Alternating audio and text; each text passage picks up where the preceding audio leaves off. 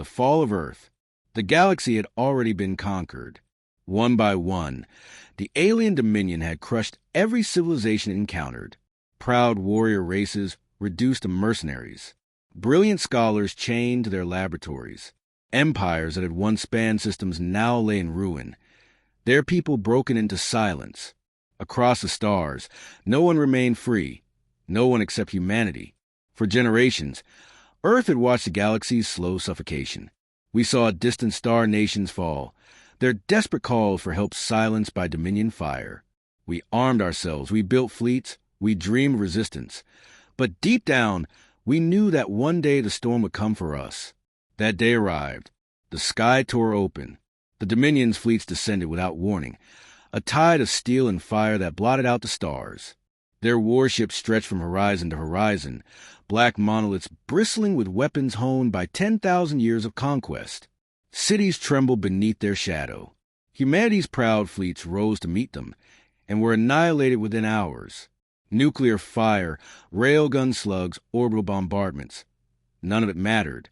Our weapons were gnats against leviathans. Our defenses, painstakingly built over centuries, crumbled like sand before the tide. Earth itself burned. New York, Tokyo, Moscow, Johannesburg. Entire cities turned ash in blinding light. Oceans boiled under plasma fire. Nations vanished in days. Humanity fought desperately, clinging to hope as tanks rolled through rubble and fighter jets screamed through burning skies. But courage could not stop the inevitable. And then the soldiers came. Dominion troopers, towering figures wrapped in black exo-armor, eyes burning with an unnatural glow, marched through the ruins. Their weapons cut down anyone who resisted. Their voices, like grinding stone, spoke only one message: kneel or die. The world broke. Our governments collapsed one by one, their leaders dragged in chains before alien tribunals. Families were torn apart, herded onto colossal transports bound for prison camps scattered across the stars. The last bastions of resistance were crushed under orbital fire. For the galaxy, it was no surprise. To them, Earth's fall was inevitable. Humanity had been the last free species, and now, at last, we too were slaves. But they were wrong, because even as we were shackled, even as our cities smoldered, humanity refused the one thing the Dominion demanded most: submission. Fathers whispered to sons, soldiers to prisoners, mothers to daughters. We may have fallen, but we are not broken. The Dominion believed they had ended the last free species. In truth, they had only lit a fire they could not extinguish. We were the last to fall, and already we dreamed of rising again. Whispers in the dark. The Dominion believed Earth's fall was the end of humanity. Our fleets destroyed, our armies scattered, our cities turned to rubble. By all logic, humanity should have broken as every other species had before us. The Dominion had perfected this cycle over millennia. Conquer, enslave, erase hope, repeat. By the second generation, no people ever resisted. But we were not like the others. The prison world of Koroth was a scarred rock, wrapped in ash storms and endless quarries. Here, human miners worked until their hands bled, carving or for weapons that would only tighten the Dominion's grip on the galaxy. Overseers patrolled the tunnels, shock lances sparking, eyes burning cold behind their black visors. Most species kept their heads down, too beaten to fight back. The humans did not. In the choking dark, whispers passed between the chains. Captain Elias Ward, once an engineer of Earth's defense fleet, bent broken scraps of Dominion tools into crude sabotage devices. With nothing more than rusted or carts and smuggled wires, he showed others how to jam machinery, how to break energy relays, how to make every day cost the Dominion more than it gained. An old woman, Marisol, remembered as nothing but a farmer before the war, told stories at night of Earth's skies, of oceans that stretched beyond sight, of forests that sang with life. She reminded the young that humanity was more than chains, more than ashes. Hope, she said, was the weapon the Dominion could never take. And the young listened. On the frozen moon of Avon, human prisoners worked in ice mines that stretched into the black beneath glaciers. The Dominion thought it a place where spirits would freeze and die. Instead, humans carved secret symbols into the walls, messages of defiance hidden in plain sight. One day, a group of guards discovered strange patterns in a tunnel. They laughed at the crude carvings, dismissing them as madness. But those who could read them knew better. They were words, simple words. Rise, fight, endure. The first act of open defiance came on Tyrak, a jungle world where human and alien prisoners were forced to harvest rare biocrystals. A young mechanic named Asha Patel cracked into the Dominion's comms tower with stolen access codes. For less than an hour, she controlled the broadcast system before she was caught and executed. But in that hour, a single message flashed across half the galaxy. Not a plea, not surrender, a promise. We were the last to fall, and we will be the first to rise. The Dominion scrambled to erase the message, wiping it from archives, silencing the broadcast, crushing all who had seen it. But it was too late. The words had already spread. The Vadrath warriors, broken centuries ago, whispered them in their barracks. The KRYTH scientists repeated them in laboratories where they were forced to build weapons for their masters. The Alanari, who had once been singers of freedom but had long forgotten their voice, began humming again in the darkness. Hope had returned to the galaxy. The Dominion answered as it always did. With terror, prison camps were purged. Executions doubled. Entire populations were slaughtered to make examples. Ships carrying suspected rebels were vented into the void without trial. They thought fear would silence the humans.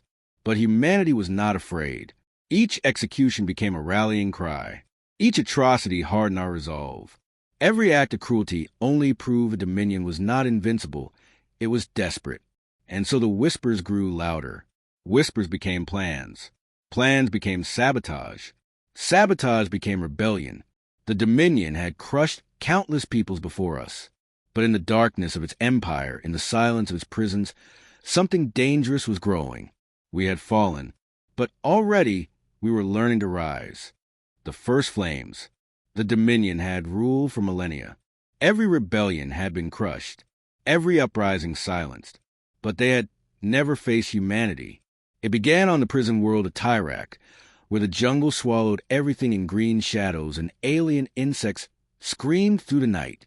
The Dominion forced prisoners to harvest biocrystals that powered their war machines. But in secret, human engineers have been studying those same crystals, learning how to overload them, how to make them explode. One night, as the moons of Tyrak rose, the mines erupted in fire. Crystals detonated in blue-white bursts, tearing through Dominion watchtowers. Sirens wailed, shock lances hissed, and overseers charged into the smoke. But the humans were already waiting. With stolen rifles and blades forged from mining tools, they struck. Dominion soldiers, towering and armored, were dragged down into the mud by men and women who refused to kneel.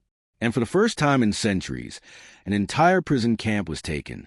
Not by escape, but by open revolt. The survivors seized a Dominion transport ship. Its black hull bore the mark of the Empire, but when it rose into the stars, painted in stolen blood, it carried a new name. The Dawnfire.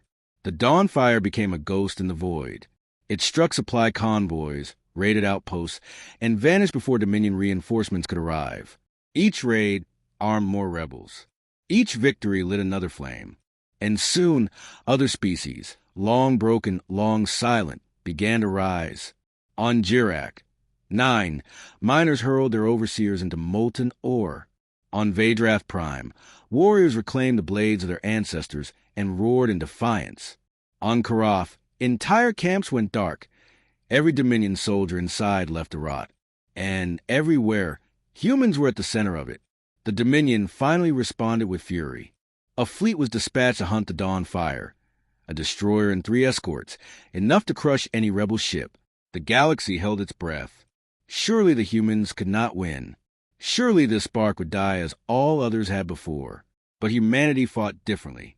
Where the Dominion relied on discipline and firepower, humans used chaos and cunning. The Dawnfire lured the escorts into an asteroid field, where hidden charges turned the rocks into a storm of shrapnel. The destroyer gave chase, only to be tricked into firing its own plasma batteries into a mirrored surface, burning itself alive in reflective fire. When the wreckage burned, When the void was filled with drifting corpses and shattered steel, the message spread across the stars. The humans can fight. The humans can win. The Dominion doubled its efforts. Armies marched. Fleets burned entire worlds in reprisal. Millions died in flames. But the more they killed, the more the fire spread. On the desert moon of Rika, 10,000 rebels, human and alien alike, faced a Dominion force 5 times their number. The sky boiled with dropships. Walkers thundered across the sand. Any other species would have broken. Humans dug in. They buried explosives beneath the dunes, turned wrecked transports into gun emplacements, and funneled their enemies into canyons where fire rained from above. For 3 days and nights, the battle raged. For every rebel who fell, another rose. For every trench lost, another was dug. The Dominion took Riker in the end. But the cost was so great that whispers began spreading among their own soldiers. The humans fight like demons. The humans do not break. The humans cannot be stopped. The fire was no longer a spark. It was a blaze. It was war. And for the first time in 10,000 years, the galaxy saw the Dominion bleed. We had been the last to fall. Now, we were the first to rise. The fall of the Dominion. The rebellion had become a war. The war had become a firestorm. And now, the fire was at the Dominion's gates. The galaxy had not seen unity in 1,000 years. But everywhere the Dominion ruled, rebellion had taken root. Humans, Vadrath, Kar-Wite-H, Alinari, and dozens more, species once enslaved, now stood together. For centuries, they had whispered their pain. Now, they roared their vengeance. And at the center of it all was humanity. We had been the last to fall. Now we led the charge to rise. The Dominion's throne world, Jareth, was a monument to terror, a planet of obsidian spires, its skies patrolled by endless fleets, its surface bristling with cannons that could tear apart entire battle groups. For millennia, its very existence had been enough to keep the galaxy in chains. But on this day, the skies above Jareth burned. The rebel armada emerged from hyperspace, hundreds of ships patched together from stolen hulls, scavenged technology, and sheer desperation. Beside them flew vessels of alien design, long buried in shame, now reborn in defiance. And at the forefront, the Dawnfire soared, scarred from 100 battles but unbroken. The Dominion fleet rose to meet them. Dreadnoughts blotted out the stars, escorts swarmed like hornets, and planet-killer cannons powered up with a glow that threatened annihilation. The odds were impossible. The Dominion had the numbers, the firepower, the experience. But humanity had something else. We had nothing left to lose. The battle began in fire. Waves of fighters clashed in the void, tracer rounds carving brilliant scars across the black. Plasma beams split ships in half. Missiles tore through steel. Explosions lit the skies like new suns. The Dawnfire darted between cruisers, its human crew pulling maneuvers Dominion captains deemed suicidal. Rolling through enemy formations, slipping between collapsing wrecks, turning chaos into cover. Every ship, destroyed, was another torch lighting the way for freedom. And then came the ground assault. Dropships rained across Jareth's surface. Humans led the charge, storming through spire cities where Dominion lords cowered. Alien allies surged beside them, each step forward washing away centuries of fear. Streets became battlefields. Temples of power became ruins. The Dominion fought savagely. Their generals unleashed war beasts. Their psionics cracked minds like glass. Their legions fought with machine precision. For a moment, it seemed the rebellion would break. But then the humans did what humans always do. They adapted. They endured. They refused to kneel. Captain Elias Ward, now scarred and limping from a dozen wounds, led the charge into the Citadel of Chains, the heart of Dominion rule. The final battle was not fought in silence. It was fought in screams, in the clash of steel, in the thunder of weapons. Dominion lords fell one by one, their arrogance crumbling under the fury of those they had enslaved. At the highest spire, the Dominion overlord awaited, 10 feet tall, armored in black like a god of war. His voice shook the citadel as he mocked the humans. You were the last to fall. You should have stayed in the dirt. And Elias Ward, bleeding, exhausted, raised a stolen blade, and answered. We were the last to fall and the first to rise. Their duel raged in fire and fury. Steel clashed against Voidforged armor, sparks and blood mingling. The Overlord's strength was monstrous, but Elias fought with the strength of billions behind him. With final strike, he drove the blade into the tyrant's chest, and the Overlord's roar turned to silence. When the citadel of chains collapsed, when the Dominion's banners burned, when the throne world itself shook with defeat, the galaxy changed forever. Species that had forgotten freedom tasted again. Worlds that had been silent for centuries sang once more. The Dominion was not merely defeated. It was ended, and in the ruins, one truth was carved into stars. Humanity had been the last to fall, but we were the first to rise.